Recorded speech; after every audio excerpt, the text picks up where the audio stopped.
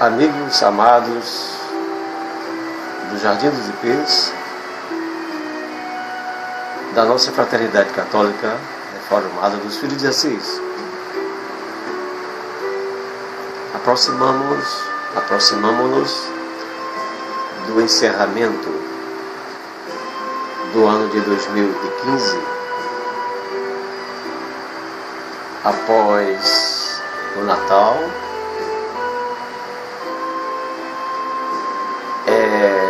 De se supor que todas as famílias, nossos amigos do Jardim dos Ipês,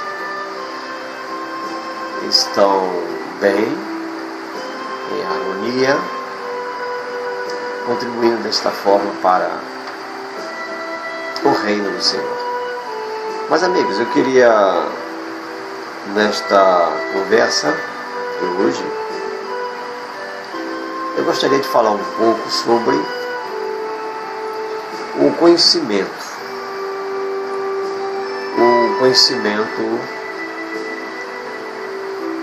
das causas e dos seus efeitos. A isso, na antiguidade, o filósofo grego Pitágoras chamou de filosofia.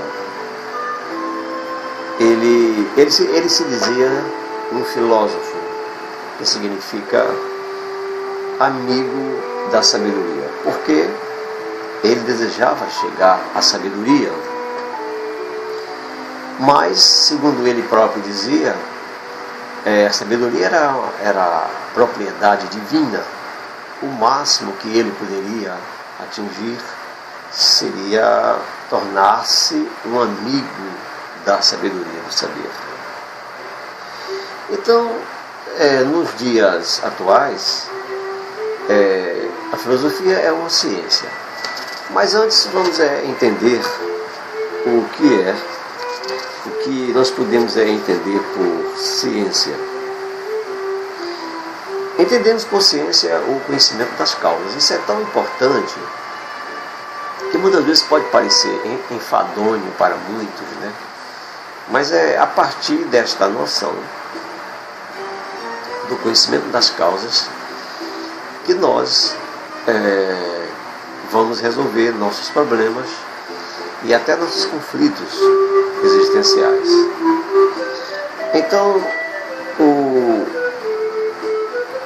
por exemplo, quando nós observamos um fenômeno da natureza, o homem diante de um trovão, por exemplo, o trovão seguido dos raios.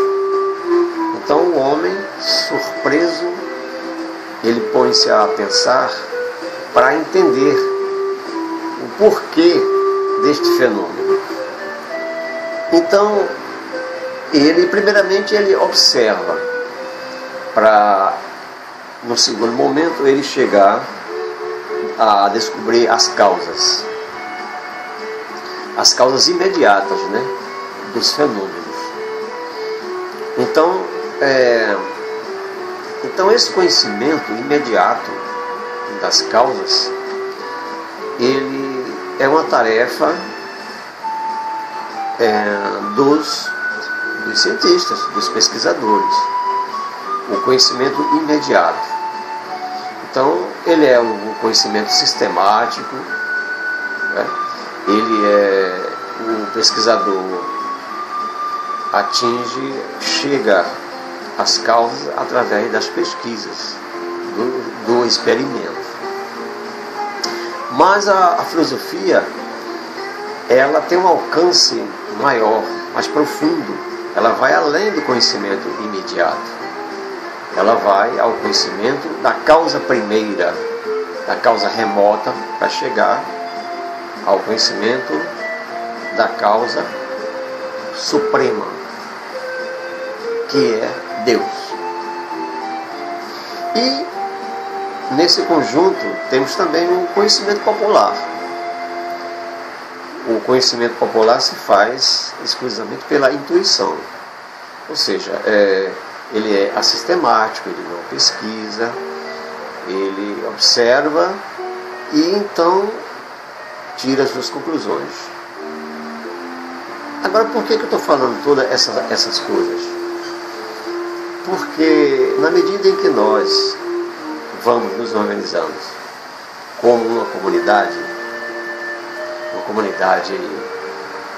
eclesial, ou seja, da igreja, e também uma comunidade social, nós vamos enfrentando dificuldades, não é isso mesmo?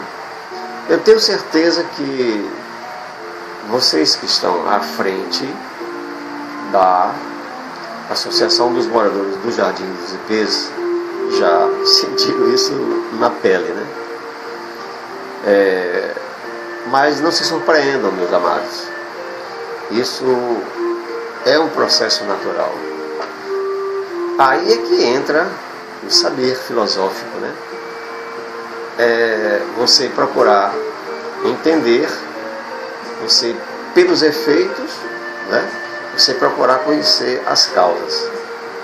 Quando nós começamos a entender esse processo, nós vamos perceber que passamos a evoluir, tá certo? E isso está ao alcance de todos nós. Isto não é absolutamente exclusividade só dos cientistas, só dos filósofos, dos professores, né, de filosofia, não. O conhecimento das causas está ao alcance de todos nós. Agora, muitas vezes, segundo os estudiosos, é que no mundo moderno em que nós vivemos, onde o imediatismo ele é uma constante, isso pode prejudicar a nossa evolução. Por quê? Porque as decisões elas devem ser tomadas não através do conhecimento imediato, do imediatismo. Nós precisamos aprender a pensar. E para pensar bem, nós precisamos estar com a mente descansada, nós precisamos dedicar um tempo para a nossa reflexão, né? A fim de que nós possamos elaborar o nosso pensamento de maneira organizada, concatenada. E podem ter certeza que quando nós começamos a proceder assim, os resultados começam a aparecer positivamente, certo? Nós adquirimos uma capacidade de enfrentar as dificuldades, principalmente quando nós estamos socializados. Quer dizer, nós estamos vivendo e convivendo. Nós deixamos a vida individual. Claro que nós devemos, como família, como seres livres e senhor dos nossos atos, nós devemos sim ter os nossos momentos reservados.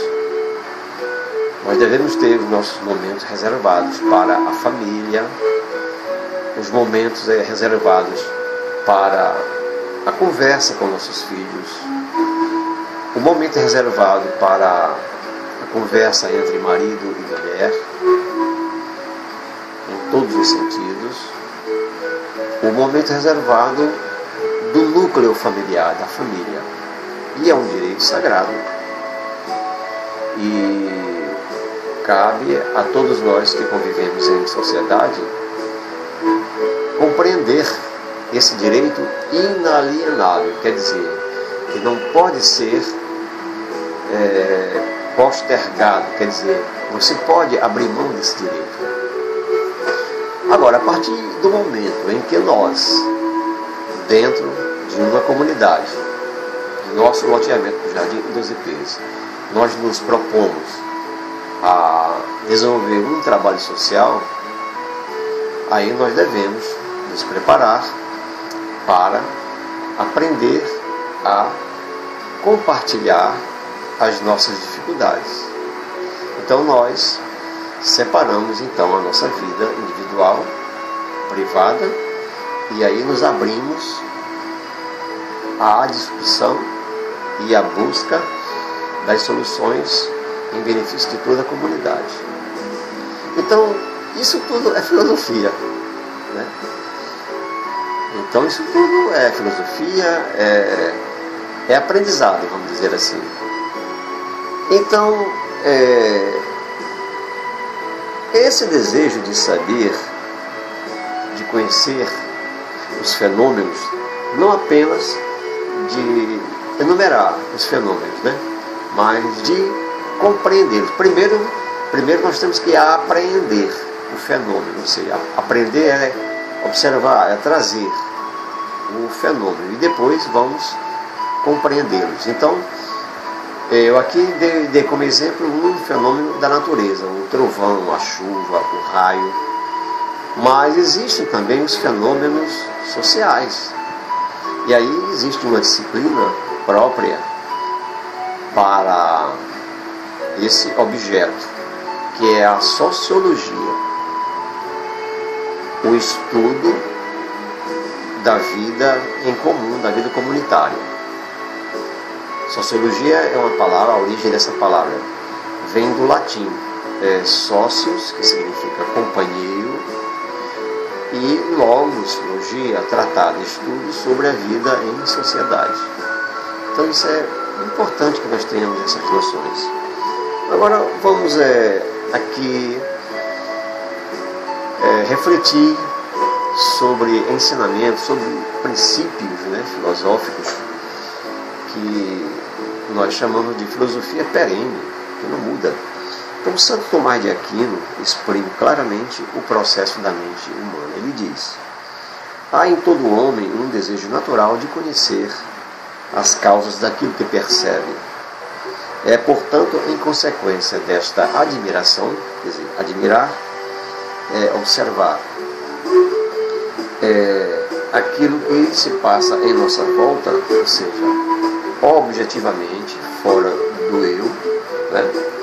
Fora do subjetivo do eu, mas cujas causas lhe permanecem escondidas, que o homem se põe a filosofar. Uma vez descobertas as causas, o seu espírito se tranquiliza. Digamos, eu tenho pavor da escuridão. Então agora é importante, por que eu tenho medo da escuridão? Vamos procurar entender. Se eu tenho medo da escuridão e me apavoro, mesmo já adulto, né? Vamos tentar buscar a causa. O que é que causou esse medo da escuridão? Aí nós poderemos, através do acompanhamento de um profissional, de um religioso, conversando, nós podemos chegar à causa que faz com que eu tenha medo da escuridão. Quem sabe, talvez, na infância, houve momentos em que meus pais se ausentaram e de repente eu me encontrava sozinho em casa. De repente houve digamos que no tempo atual, né, da luz elétrica, né, então houve uma interrupção da energia elétrica, né? Então aquela criança, tudo fica escuro para ela. Então aquilo pode causar um trauma, vamos chamar assim, né? E aquilo se arrastar ao longo da nossa existência. Mais uma vez descoberta o porquê, a causa, as possibilidades de cura interior são prováveis e factíveis, quer dizer, possíveis, né? Pois bem, então o homem, depois que ele descobre as causas do seu espírito, se tranquiliza. Então, depois que eu descobri que a causa do meu temor à escuridão se deve a um fato do passado, então, e que aquilo não causa absolutamente nenhum as imagens que eu construí na minha mentalidade, né, de monstros, bichos, na escuridão, tudo desaparece. E eu então supero aquele meu trauma. Mais uma vez, mas a busca não cessa. Isso diz São Tomás de Aquino. A busca pelo conhecimento, pela causa, não cessa. Aí o homem, ele quer chegar à causa, a primeira causa. Então, porque só quando essa causa ela é conhecida que o homem julga conhecer de maneira perfeita. Agora, a causa, a primeira causa absoluta, a causa absoluta, é Deus. Então, mas isso não impede que nós continuemos a buscar esta causa suprema de Deus. Então, aí já há um paralelo com a teologia, porque enquanto que a filosofia ela se constrói, se fundamenta, tendo como base a razão, o raciocínio, a teologia, ao contrário, ela se constrói simplesmente pela fé. A fé me basta. Se eu creio que há um Deus, Pai, Filho e Espírito Santo, com as virtudes da onisciência, da onipresença, então se eu creio à luz da fé, é teologia. Tá certo? Então nós não estamos ainda tratando de teologia, estamos falando aqui de filosofia, o conhecimento das causas. Então nós vamos vendo assim que a filosofia ela é diferente no sentido das ciências.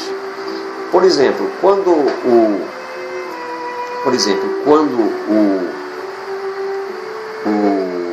estudioso busca o conhecimento das ciências naturais, existe uma escala, existe a causa próxima, a causa imediata, as causas inferiores e as causas remotas, lá no passado, lá no início. E assim sucessivamente. Então, a causa suprema, ela basta a si mesmo, além do qual nada mais se procura. É o que faz a filosofia, distinguindo. Então ela se torna assim diferente das ciências particulares, como a física, a química, a biologia. Porque, por exemplo, ao biólogo interessa conhecer, ao biólogo interessa conhecer a origem dos seres vegetais, ao botânico também. Mas ele fica satisfeito com as causas próximas. A filosofia não. A filosofia ela não se contenta com as causas próximas, ela quer ir mais além, mais profundo. Então, de tudo isso que foi falado aqui, a gente pode perceber que todos nós temos um pouco de filósofo.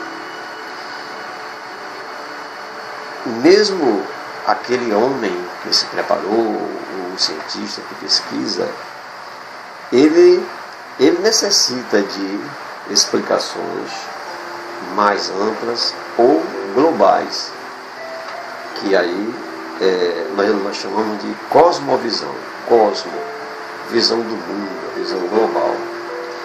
Então eu vou aqui ilustrar com um fato concreto, real e atual. Por exemplo, diante desta epidemia que descobriu-se a microcefalia, vocês já devem ter ouvido falar, né? Uma mulher, quando está grávida, se ela for acometida pela picada de um inseto chamado Zika vírus, ela poderá a criança no seu ventre nascer com esta deformação, com esta deformidade. E as consequências serem bastante dolorosas para aquele ser que nasceu, porque os problemas vão se arrastar enquanto ela viver. Então, o que está fazendo os estudiosos, os cientistas, né? Em São Paulo, por exemplo, lá em Campinas, isto eu vi em uma matéria que foi levada ao ar, acredito que no Jornal Nacional. Então, o que estão fazendo? Eles, na cidade de Campinas, 4 ou 5 grandes centros de pesquisas, eles resolveram manter uma inter-relação, troca de informações, até por meio de teleconferência, porque hoje nós sabemos, a tecnologia já permite que, mesmo à distância, as pessoas se comuniquem, as pessoas busquem a pesquisa em comum para chegar ao objetivo, que é descobrir o que é que causa tal doença, no caso a microcefalia. E é o que eles estão fazendo aqui no Brasil. Consequentemente, o segundo passo vai ser buscar o conhecimento dentro de uma visão mais ampla, dentro de uma cosmovisão. Aí, esse grupo de 5 estudiosos, grupo em 5 cidades lá de Campinas, eles vão então elaborar o relatório, vão transcrever todos os resultados, né, e a conclusão dos estudos. Então, imaginem como isso é importante. É um passo importantíssimo, né, para a descoberta da causa e, consequentemente, da cura de uma doença tão grave, né? Pois bem, então o homem, na verdade, nós somos, para nós mesmos, sempre uma interrogação: quem eu sou, de onde eu vim, para onde eu vou? E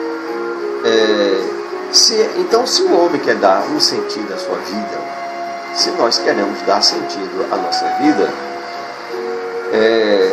nós devemos, sim, dar sentido à nossa vida e orientar nossos passos em conjunto com os demais seres. E quem é que não quer ter uma boa base de formação a fim de poder instruir e orientar os seus entes queridos? Então, todo pai, toda mãe, a mãe naturalmente, por intuição, ela faz isso. A mãe, ela sabe aquilo que convém ou não convém ao seu filho. E aí eu estou me lembrando de uma conversa que eu tive com uma mãe, e que ela diz, e o filho e o bebê dela começou a dar os primeiros passos, né? E ela então me disse, ele está com 1 aninho, eu estou 1 aninho, então já está andando, já começou a andar. Aí ela me disse que quando ele começou a andar, ele caía, e numa das quedas ele caiu de frente, tá certo? E nessa queda certamente bateu com o rostinho, com o nariz, e deve ter sido doloroso. Mas o surpreendente, o que ela me disse, ela disse assim para mim: não, mas ele agora, quando ele cai, ele se senta, ele cai de bumbum. Por que isso? Porque a própria razão, né, de que é dotada o homem, mesmo na fase prematura, precoce, já o leva a uma ação aprendida.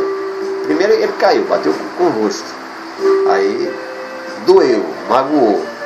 Da segunda vez ele já sabe, ele vai instintivamente procurar uma outra forma de se proteger, já cai sentado. Olha aí como Todos nós temos, se processa isso em nossa mente. E então tem um pensador francês, Louis Villot, ele diz: a questão nossa, do homem, é sempre saber se o homem deve nascer, unir-se, morrer, receber, transmitir e deixar a vida como uma criatura de Deus, a Deus destinada, ou se como uma larva aperfeiçoada que vem unicamente da fermentação do lodo da terra. Vejam que é um pensamento muito importante. Você tem uma consciência. Quem eu sou? Eu sou oriundo apenas de uma larva que vem do lodo da terra? Ou eu sou uma pessoa que se aperfeiçoa e que busca chegar a Deus e destinada a Deus? Então, aí com essas palavras vem um questionamento muito sério.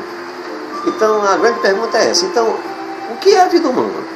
A vida humana será a afirmação de um instante entre dois silêncios? Antes dois silêncios, os homens não passam então de candidatos a cadáveres? Ou seja, será que nós somos apenas, o nosso destino é ser cadáver? Somos apenas futuros defuntos e nada mais? Antes nada, depois também nada? Eu acredito que nós devemos pensar para buscar estas respostas. Acredito que não somos um silêncio e depois um nada. Se somos criaturas de Deus, nós temos uma missão a cumprir durante a trajetória aqui na Terra. Nós vamos, através dos processos físicos de assimilação e eliminação, nós vamos nos fortalecer. O que é isso? O processo de assimilação é aquela fase em que o ser ele está se formando, adquirindo todo o tecido, a pele, os órgãos, coração, rins, fígados, né? E estamos no processo de assimilação. E depois também no processo de eliminação, ou seja, nosso próprio funcionamento fisiológico o próprio organismo vai retendo aquilo que é bom e vai eliminando aquilo que não serve mais. Então, isso dentro de uma visão, vamos dizer assim, biológica, né? Agora, dentro de uma visão sociológica, é um processo parecido. Então, como uma comunidade que está sendo construída, que está se formando, nós devemos assimilar aquilo que é bom, devemos aprender uns com os outros, reter todos os atos, os hábitos, os costumes que são bons e vamos, através da nossa reflexão, da nossa inteligência, da nossa filosofia, né? Vamos então eliminando aquilo que é nocivo, aquilo que não soma, que não agrega. Tá certo, queridos irmãos? Então eu acho que nós estamos caminhando bem. Nós estamos no rumo certo. E nós sabemos que, a título de figura, de imagem, né, que um grande navio, ele é governado, né, por uma roda, né, que nós chamamos de leme. E ali o piloto, né, vai conduzindo aquele grande navio, aquela imensidão do oceano, conduzindo aonde ele quer que aquele grande barco chegue. Então aí é que a religião, a teologia, ela vai dar um suporte maravilhoso à filosofia. E São Tiago, o apóstolo São Tiago, em uma de suas cartas, ele compara, por exemplo, a língua, a nossa língua, como um grande leme que conduz, o mesmo leme que conduz um grande navio. Ele faz uma comparação, né? É a nossa língua. O que nós falamos pode nos conduzir para as boas pastagens. O que é isso? As boas pastagens. Então, as boas realizações, as boas convivências, né? As conquistas, né?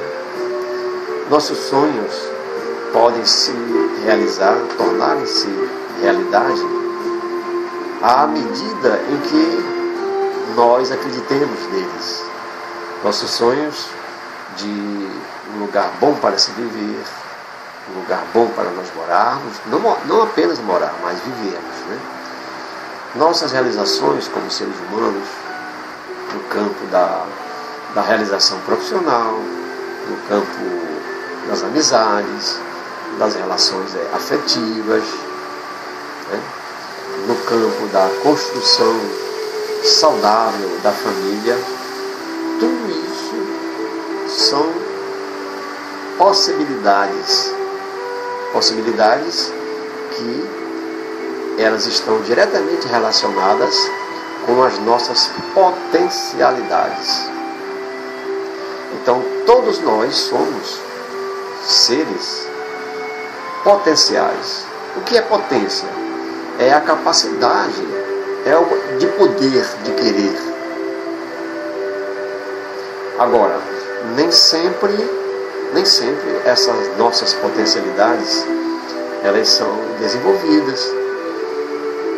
Nascemos em uma família, somos protegidos, alimentados, protegidos contra o frio, contra a chuva, nos alimentamos. Então, as nossas potencialidades elas estão além dessa formação física. As nossas potencialidades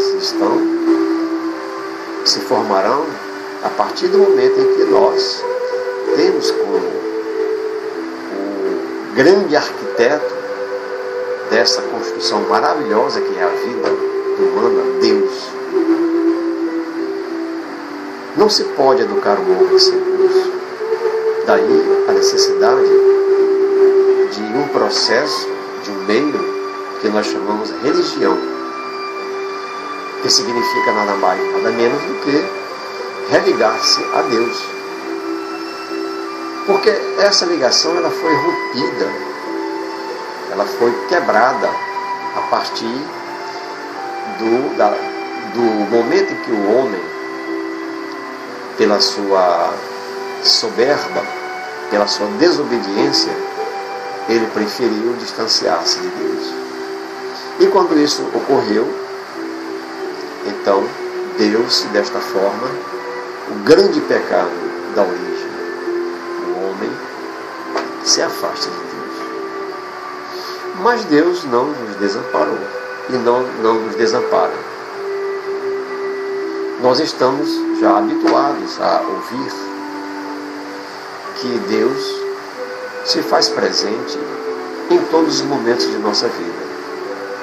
Muitas vezes nós não conseguimos entender este grande e maravilhoso dom de Deus quando tudo em nossa volta nos conduz para o desânimo, o desespero, as dificuldades. E são nesses momentos que nós somos tentados a desistir, a a abandonar, muitas vezes até perder a fé. E quando isto acontece, queridos irmãos, é um desastre. É um desastre que significa o fim ou a aproximação do fim com todas as suas consequências. Aí, inteligentes que vocês são, todos são, sabem muito bem associar a ideia. O que eu quero dizer com isso? A perda da fé pode levar um jovem a não acreditar mais que o amor é possível. A perda da fé pode fazer com que o jovem, os homens, percam o estímulo para o aperfeiçoamento, para o estudo, para a profissionalização.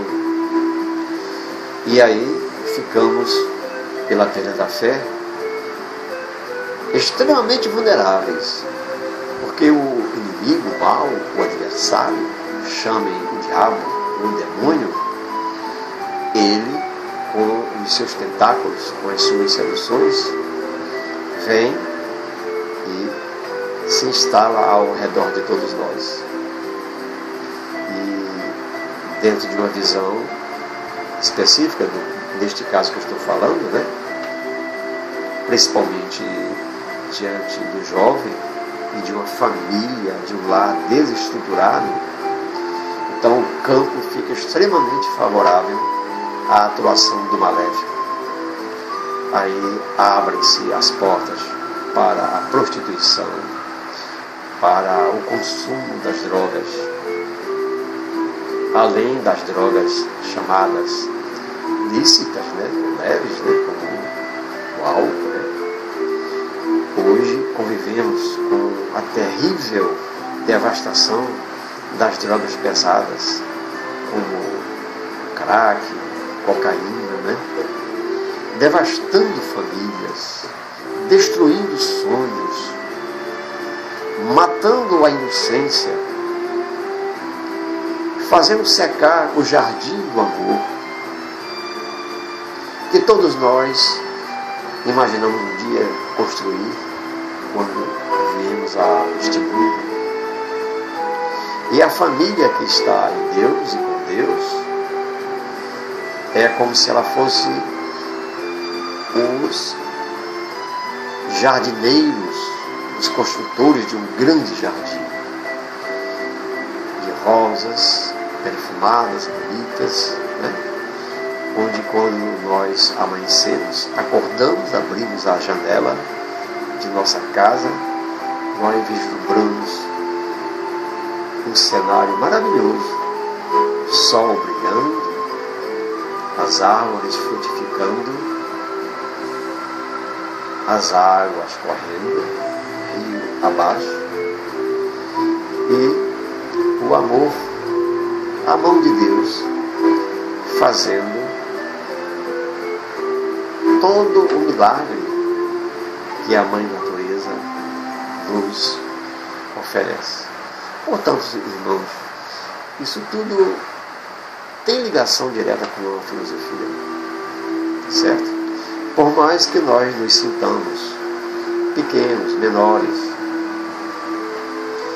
certas ocasiões eu ficava muito triste, mas não podia expressar aquela minha tristeza de maneira clara e objetiva, porque eu tinha que respeitar até mesmo o desconhecimento das pessoas. Quantas vezes eu ouvi de pessoas aí no Jardim dos Ipês dizer para mim: padre, isso aqui não tem futuro não, isso aqui não vai para frente não. E eu simplesmente ouvia e baixava o meu rosto e sentia uma dor profunda dentro do meu ser. Hoje, eu acredito firmemente que estas pessoas estão equivocadas.